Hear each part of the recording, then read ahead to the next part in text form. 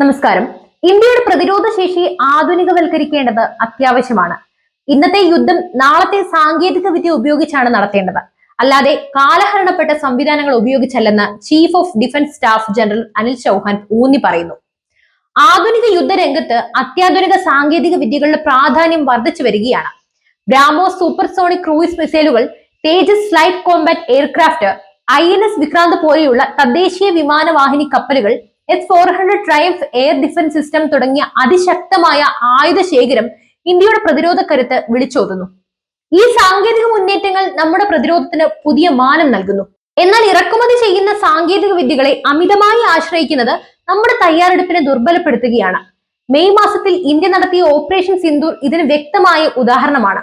അതിർത്തിയിൽ പാകിസ്ഥാൻ നിരായുധമായ ഡ്രോണുകളും മറ്റ് യുദ്ധോപകരണങ്ങളും വിന്യസിച്ചപ്പോൾ അവയൊന്നും ഇന്ത്യക്കൊരു വെല്ലുവിളി ആയതേയില്ല.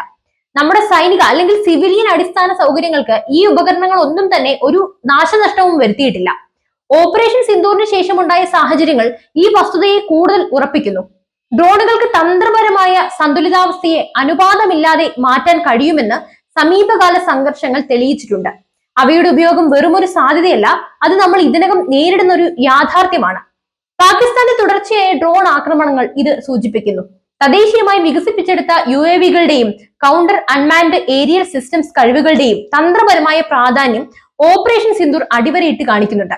നമ്മുടെ ഭൂപ്രദേശത്തിനും ആവശ്യങ്ങൾക്കും വേണ്ടി തദ്ദേശീയമായി വികസിപ്പിച്ച ഉപകരണങ്ങൾ എന്തുകൊണ്ട് നിർണായകമാണെന്ന് ഓപ്പറേഷൻ സിന്ദൂർ നമുക്ക് കാണിച്ചു തരുന്നു.